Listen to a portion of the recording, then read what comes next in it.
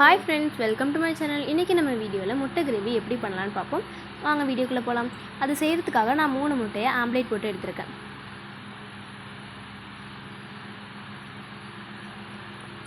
இதை நம்ம 4 பீஸா கட் பண்ணி எடுத்துர்க்கோம்.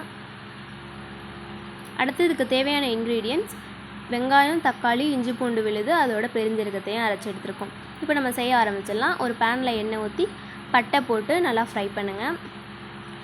அதுக்கப்புறம் நம்ம கட் பண்ணி வச்சிருக்க வெங்காயத்தையும் இதோட ஆட் பண்ணி நல்லா ஃப்ரை பண்ணுங்க.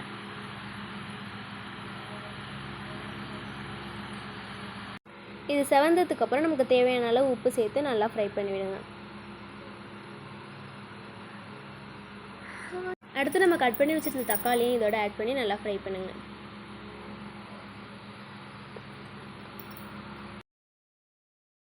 இது எல்லாத்தையும் நம்ம வதக்கி விட்டதுக்கு அப்புறம் நம்ம மிக்ஸ் பண்ணி வச்சிருந்த பேஸ்ட்டையும் இதோட ஆட் பண்ணி நல்லா மிக்ஸ் பண்ணி விடுங்க.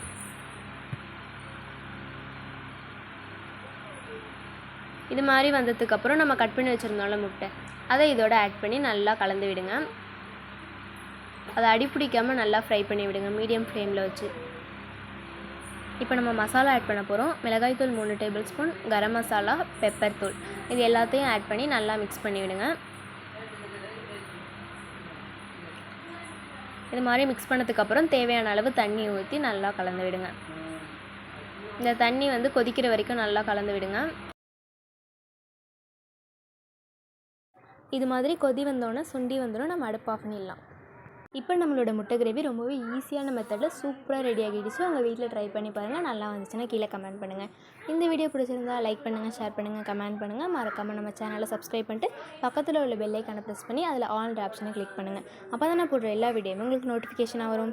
தேங்க்யூ ஃபார் வாட்சிங்.